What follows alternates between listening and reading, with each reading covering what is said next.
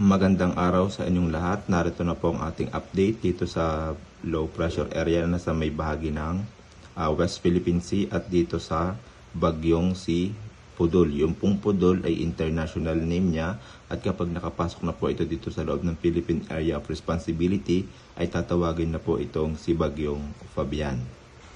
Base po dito sa wind forecast map, itong low pressure area na nasa West Philippine Sea o nandito sa may silangang bahagi ng Ilocos ay inaasang kikilos na po ito papalabas ng Philippine Area of Responsibility.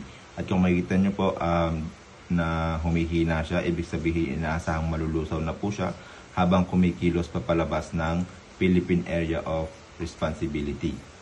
Samantalang itong isa pang bagyo na si Tropical Storm Pudol, ayan, ito po ay sa araw ng Sabado, kung saan inaasahang patuloy po siyang kumikilos papasok ng Philippine Area of Responsibility.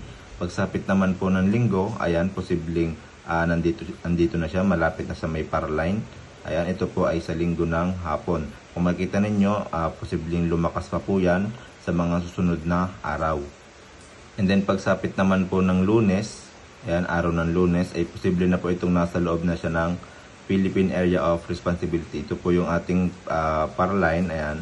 Posible na po siyang pumasok dito at tatawagin na po itong si bagyong Fabian. Pagsapit naman po ng Martes, ayan, andito na siya, malapit na siya sa may bahagi ng Taiwan or extreme northern Luzon. Kung makikita ninyo, bahagya siyang hahatak ng hanging habagat dito sa may West Philippine Sea at posible maka-apekto ito dito sa may bahagi ng northern Luzon.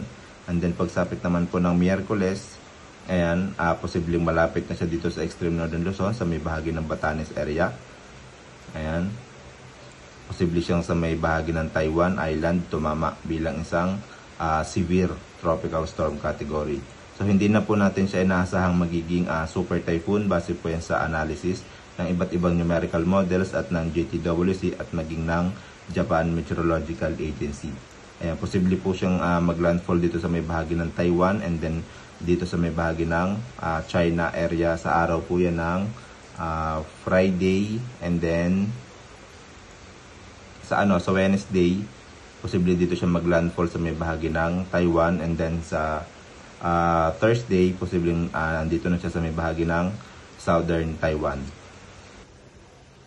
Base naman po dito sa forecast track ng JMA, kung makikita niya, ayan, isa na siyang tropical storm category ngayon. Kilo siya dito sa may loob ng Philippine Area of Responsibility, and then posible siyang tumama dito sa may bahagi ng Taiwan or dito sa may bahagi ng southern Japanese sa mga susunod na araw, and then bago siya pumunta dito sa may bahagi ng southern China.